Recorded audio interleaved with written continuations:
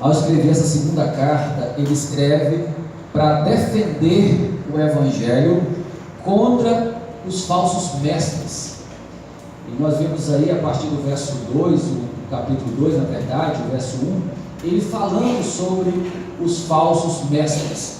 E ele escreve essa carta justamente defendendo a palavra de Deus diante dessa falsidade que é a falsa doutrina. Amados, não tem algo pior do que um ser humano se levantar como líder, dizer que é um líder espiritual e levar pessoas para acreditarem nos seus ensinos fora da Bíblia, fora do Evangelho. E no correr da história, na época de Paulo, de Pedro, já existia esses falsos pregadores, esses falsos mestres, e de lá para cá não parou, e hoje continuam homens se intitulando líderes e começam a ensinarem, e muitos vão sendo conduzidos por esses líderes completamente fora do ensino bíblico. E aqui o apóstolo, ele, para combater esse mal, ele usa aqui duas fórmulas que até hoje é usada nos tribunais, que são a testemunha e o escrito. E ele vai justamente aqui dar o seu testemunho em defesa da palavra, e também ele usa aqui o que foi escrito pelos profetas. Veja que o apóstolo, no capítulo 2, ele fala justamente sobre isso. Veja aí o que ele vai destacando aí. Ele diz aí no versículo 1: assim como no meio do povo surgiram falsos profetas, assim também haverá entre vós falsos mestres.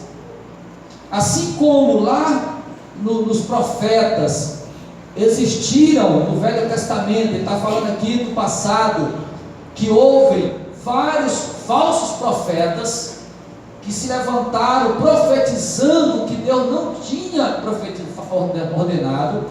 Ele diz, assim como aconteceu lá, surgiram no passado. Ele está dizendo, olha, agora também vai surgir falsos mestres, homens que se levantam dizendo que são o que realmente não são.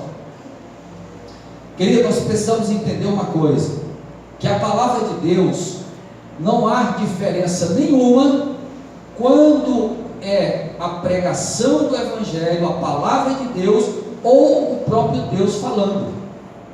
E é isso que Pedro vai defender aqui. Se Deus neste momento descesse aqui para falar à sua igreja, ou um pregador pregando a Bíblia, não há diferença nenhuma. A Bíblia é a palavra de Deus. Quando nós deixamos de obedecer a Bíblia, nós temos que entender que nós estamos deixando de obedecer a Deus. E quando nós nos atentamos para o ensino da palavra, nós estamos nos atentando para o ensino do próprio Deus. É nesse nível que a Bíblia é a realidade. A realidade da Bíblia é o mesmo nível, Deus falando. Com a Bíblia falando, não há diferença.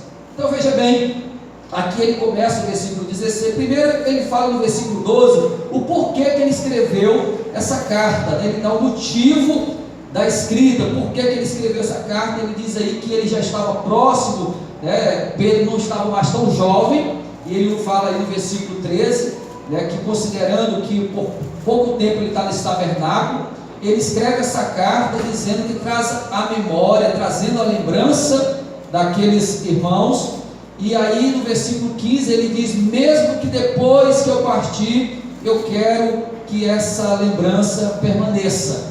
Então a escrita de Pedro era trazer à memória aquilo que ele estava ensinando, que os apóstolos ensinaram, o próprio Jesus, e para que isso não saísse da memória. Ele diz aí no versículo 15, mas de minha parte, esforçando-me diligentemente por fazer que todo o tempo, mesmo depois da minha partida, conserveis lembrança de tudo não esqueçam, né? Então o apóstolo tinha essa missão usada pelo Espírito. Então aqui no versículo 16, ele começa agora dando o seu testemunho, né? Diante dessa defesa da palavra, ele dá o testemunho dizendo aí: porque não vos damos a conhecer o poder e a vinda do Senhor Jesus Cristo segundo fábulas inventadas. Veja que aqui ele está falando e alertando para a igreja sobre a vinda de Cristo, porque os falsos profetas estavam disturbando a palavra e trazendo uma ideia que Cristo ia voltar, que não era bem assim o que estava sendo pregado. E na defesa que Cristo voltaria, ele faz aqui, expõe aqui a palavra, dizendo que ele dá o testemunho e ele faz ser conhecido que a vinda do Senhor Jesus Cristo, ela não é fábula, ela não é algo inventado, né? Não é algo inventado. E aí depois ele diz ainda aí que ele mesmo, né? Pois ele diz que ele ouviu, nós vamos ver aí no Monte Santo, ele diz aí, olha, pois ele recebeu da parte de Deus Pai honra e glória, quando pela excelsa lhe foi enviado a seguinte voz: este é o meu filho amado, em quem me compraz. Versículo 18 ele diz: olha, esta voz vinda do céu, nós a ouvimos quando estávamos com ele no Monte Santo. Então ele dá um testemunho dizendo: olha, não é fábula, é algo real. E Pedro está dizendo: eu ouvi, eu estava lá quando nós estávamos no Monte Santo, na transfiguração. Não era só Pedro, estava Tiago e João. E Pedro ele dá esse testemunho dizendo que ele foi uma testemunha ocular, que ele viu, que ele estava presente. Então nessa defesa, ele como testemunha, ele fala que não é algo inventado, não é algo que foi criado, não é fábula, mas ele diz aqui que ele ouviu essa voz, ele estava ali, e ele diz que ele ouviu essa voz do próprio Deus, dizendo que Cristo era o Filho de Deus, que Cristo era aquele que ele tinha prazer, o próprio Deus dizendo isso.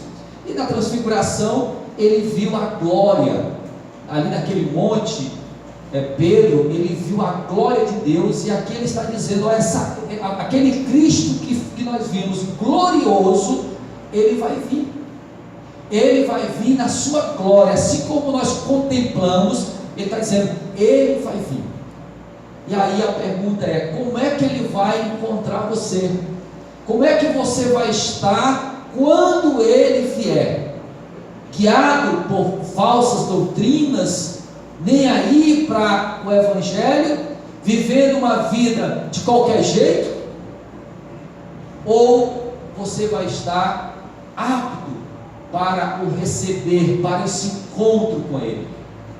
É isso que o apóstolo está aqui, diante dessa carta, confrontando a igreja, ao qual não só da época, mas também hoje somos nós. E aqui ele vai e faz essa defesa, e depois ele diz ainda, agora ele faz a primeira defesa testemunhal, né, o seu testemunho, e no versículo 19 ele vai falando agora sobre a defesa escrita. Ele diz aí: temos assim tanto mais confirmada a palavra profética. E ele diz ainda no versículo 21, pois nunca jamais qualquer profecia foi dada por vontade humana. Então aqui ele defende a escrita. No versículo 20 também ele fala, sabendo primeiramente isso, que nenhuma profecia da escritura provém de particular elucidação. Então o que ele está aqui defendendo? Primeiro, com o seu testemunho, que o Evangelho é real, que Cristo veio, que um dia ele vai voltar, e que ele viu no Monte Santo. Mas agora ele também defende com a escrita, dizendo que nada do que está escrito é invenção de homem, não é coisa da cabeça de um homem que escreveu, mas é a própria palavra de Deus. Foi o próprio Deus comunicando a sua palavra, justamente para nos orientar justamente para nos dar uma direção, para que nós não sejamos guiados, como Paulo diz, em qualquer vento de doutrina. Não sermos guiados pelos falsos mestres, não sermos guiados por aqueles que se dizem que são de Deus e na verdade estão distorcendo o Evangelho e apresentando outro Evangelho. Então, queridos, diante dessa verdade, o apóstolo que ele defende a Escritura, dizendo que ela é a palavra de Deus, ela não é coisa de homem, não foi invenção. Então, o que ele está dizendo? Creia nessa verdade, e ele vai justamente dizer isso no versículo 19: faz bem em atendê-la, faz bem em você atender essa Escritura, crer nessa verdade, vai fazer bem para você. E ele usa aqui a figura da lâmpada. Ele diz aí, olha, é como uma candeia que brilha em lugar tenebroso. É como uma candeia. Nós, creio que a maioria aqui já viveu um momento de escuro, né? Quando falta energia, ou mesmo indo a uma fazenda ou no mato, onde não tem energia, nós precisamos de uma lanterna, nós precisamos de uma luz para clarear. Mesmo dentro de casa, que a gente conhece todos os cômodos, conhece onde estão os móveis, mas há uma necessidade quando fica tudo escuro. E ele usa essa figura aqui dizendo que essa escrita, que é a Escritura, que é a palavra de Deus, ela é como uma candeia, é como uma lanterna, é como uma luz que vai nos dar a direção, a visão, para nós não andarmos nas trevas, para nós não andarmos na escuridão. É como a candeia, porque ela é a palavra de Deus, porque ela é a verdade de Deus. É Deus mostrando para a sua criatura, para aqueles que Ele o fez, que somos nós, a direção, a orientação.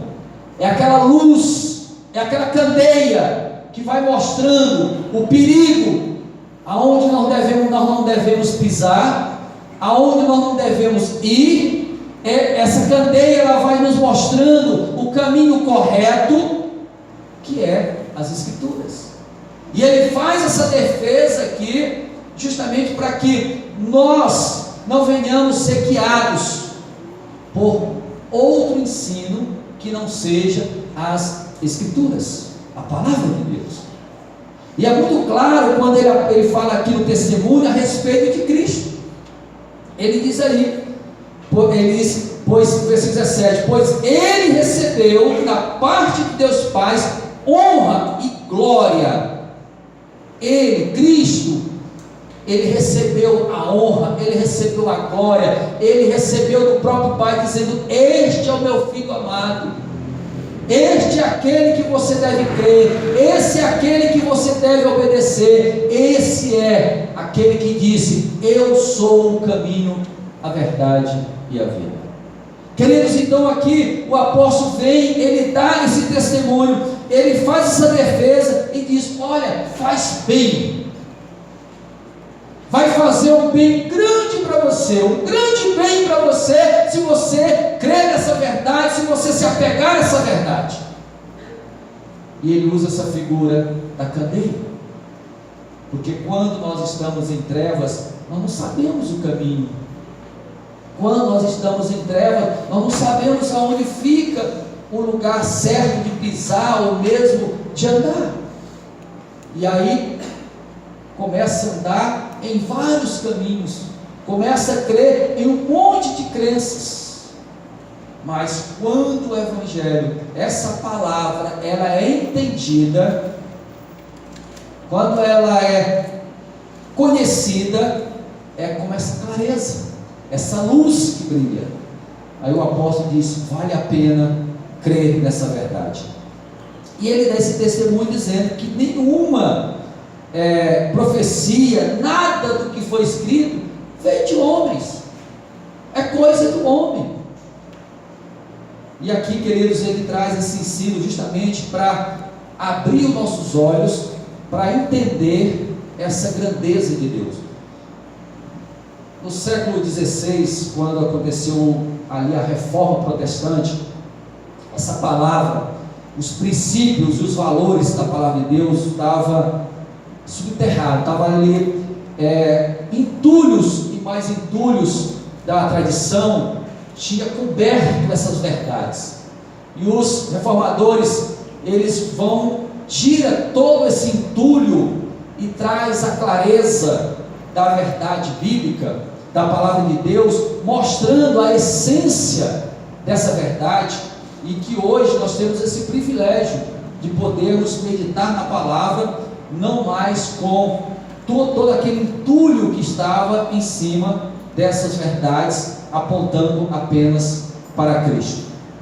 E aí o que acontece aqui a partir do verso 4, ele diz aí que Deus não poupou os anjos que se rebelaram, mas foram jogados no abismo, não poupou o mundo antigo, versículo 5, mas só protegeu apenas Noé, porque era pregador da justiça, não poupou Sodoma e Gomorra, mas destruiu, salvou apenas Ló e suas filhas. E aí ele relata aqui o porquê que ele salvou Noé e a sua família e Ló e suas filhas. Ele diz aí que Noé era pregador da justiça, e sobre Ló, ele diz aí que Ló ficava angustiado quando via a impiedade daquele povo. Está aí o versículo 8, porque esse justo, pelo que via e ouvia quando habitava entre eles, atormentava a sua alma justa a cada dia por causa das obras iníquas daqueles. Então veja que Noé foi salvo porque creu, acreditou na palavra, mesmo diante de tudo que se levantou contra ele, ele não deixou de crer e de pregar a palavra.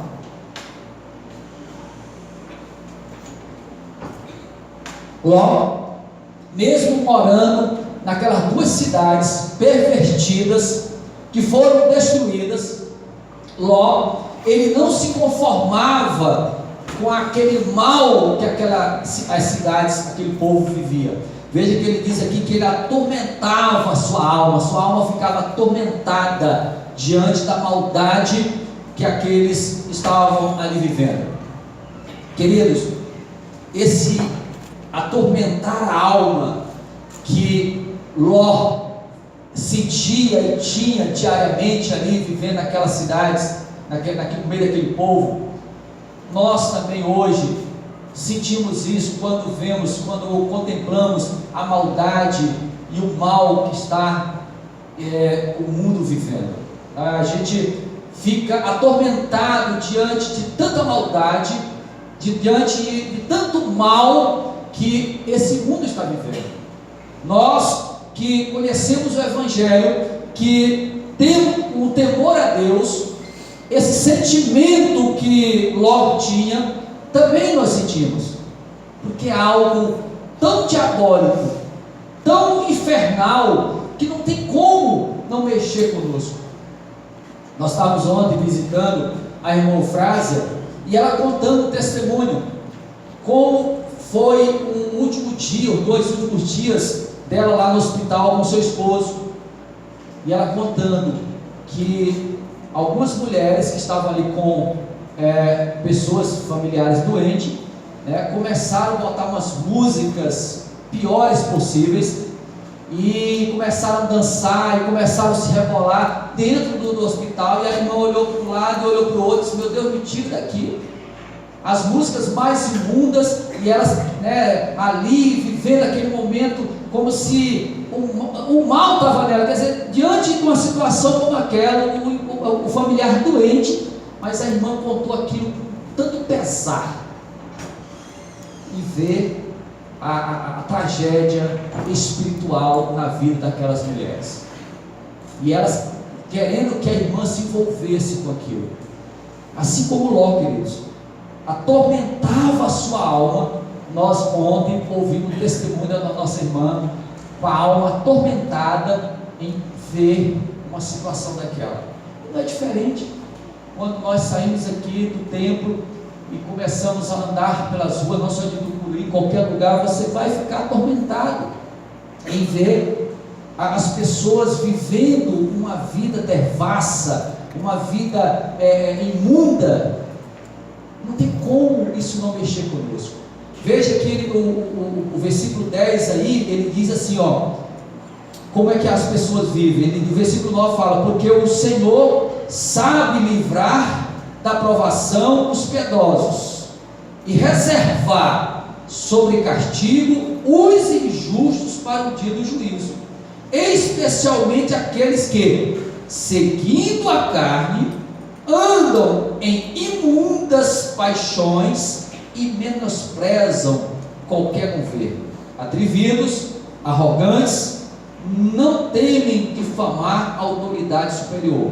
Veja que são pessoas que estão vivendo, andando em imundas paixões, pessoas que se envolvem tanto com o mal, que essas pessoas, elas vão receber o juízo. Por isso que ele cita aqui, dizendo: ele não poupou os anjos, ele não poupou Sodoma e Gomorra, ele não poupou o mundo antigo, porque Deus é justo, ele é juiz, ele é o Deus do amor, mas é o Deus também da ira, porque ele odeia o pecado. O Senhor, ele joga a sua ira sobre o pecado. Não adianta nós queremos viver em pecado e achar que vai estar tudo bem, que não vai estar, meu irmão. Por isso que o apóstolo vem com essa palavra, dizendo: como é que ele vai te encontrar? Quando Jesus voltar, ele está voltando. Como é que ele vai te encontrar? Ele vai encontrar você vivendo uma vida pura, santa, de obediência à palavra. Nós vai encontrar, como no versículo 10, andando em imundas paixões imundas. Como é que você vai ser encontrado? Essa palavra, queridos, o apóstolo Pedro escrevendo, ele diz: eu escrevo porque eu sei que o meu tempo aqui está curto, o meu tempo já está chegando, mas mesmo partindo, você não pode esquecer que Cristo vai voltar para buscar a sua igreja, para buscar um povo e levar esse povo para habitar com ele. Mas não é um povo imundo, é um povo santo, um povo justificado, um povo que crê no Evangelho, que crê na palavra, que obedece à palavra, que tem a palavra como realmente a palavra de Deus. A palavra de Deus. Então, queridos, aqui está essa palavra confrontando, nos alertando, como Paulo, como ele diz aí, lembrando, trazendo a memória, para que nós possamos viver uma vida digna na presença do Senhor. Os imundos, ele cita aí, vão ser destruídos. Não poupou. E ele diz que tudo isso serve para exemplo para que você não viva como eles viveram, exemplo para que você não pratique o que eles praticaram, exemplo para que nós possamos receber essa palavra defendida por Pedro, porque ele foi uma testemunha ocular. Ele ouviu, ele viu, ele contemplou, ele estava lá, e aqui ele defende a Escritura, dizendo que nada do que está escrito é coisa humana, é Deus se revelando, é Deus se mostrando, é Deus se fazendo ser conhecido através de Cristo. Não existe outro meio. Todos os outros meios não está conforme as Escrituras. São tradições, são coisas inventadas.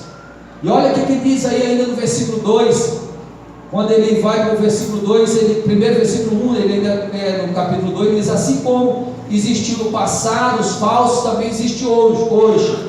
E ele diz aí, na parte B do versículo 2, dissimuladamente traz heresia, induzem dissimuladamente heresia destruidoras, até o ponto de renegarem o soberano Senhor que os resgatou, trazendo sobre si mesmo repentina destruição.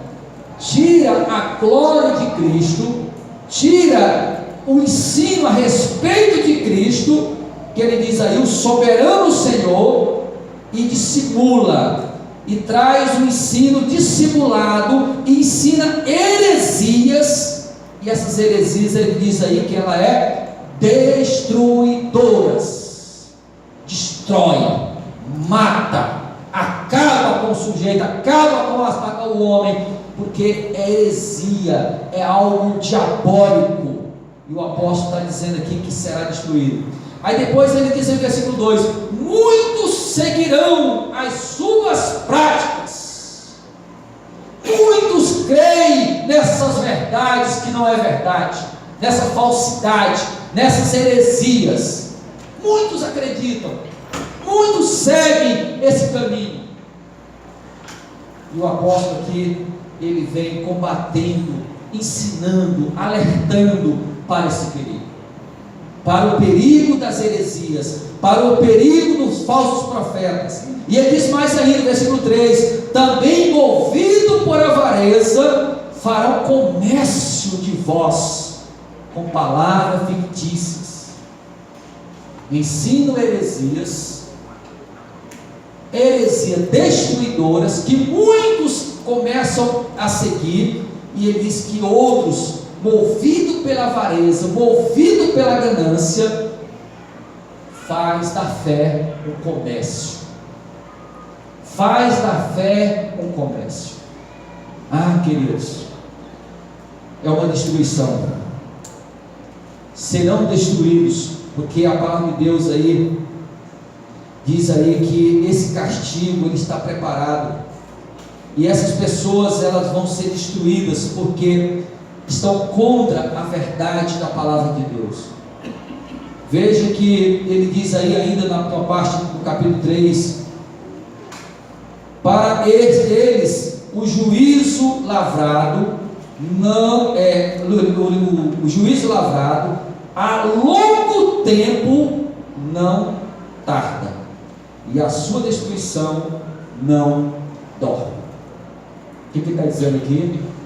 Que o juízo, a condenação para os falsos profetas e para todos aqueles que seguem os falsos profetas, as heresias, ele está dizendo que esse juízo já está preparado e vai acontecer. E vai acontecer. Por isso que eu falei logo no início, que a pior coisa que um homem pode fazer é levar heresias, ensinar doutrinas falsas para outros, porque ele está levando pessoas para essa condenação, para essa destruição, e muitos acreditando no ensino ou na doutrina de muitos líderes já pereceram, não estão mais aqui, mas muitos ainda continuam aqui, ainda acreditando nessas heresias. E hoje, nessa noite, o Senhor traz um alerta aqui para a igreja, você e eu, meu irmão. Veja o que o apóstolo Pedro está dizendo, que nós não podemos esquecer, não podemos perder essa lembrança, tem que estar na nossa mente, para nós não sermos atraídos, conduzidos por esse mal que tem levado milhões e milhões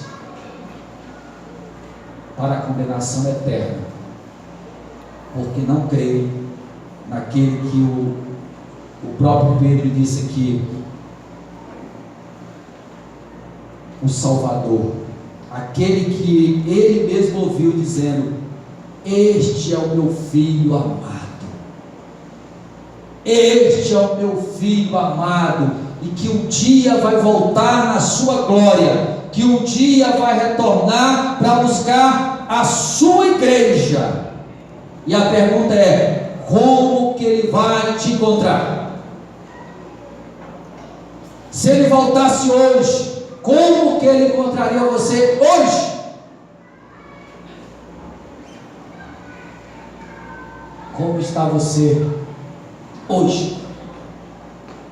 Sodoma e Gomorra foi destruído.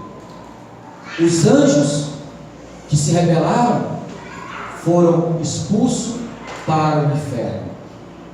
O mundo antigo que não creu na palavra de Noé, na palavra que foi pregada, pereceram. Mas o Senhor, diz aí no versículo 9: o Senhor sabe livrar da provação os piedosos. Os piedosos. Sabe livrar. E como é o livramento? É Cristo, meu irmão. É Cristo. Não tem outro meio.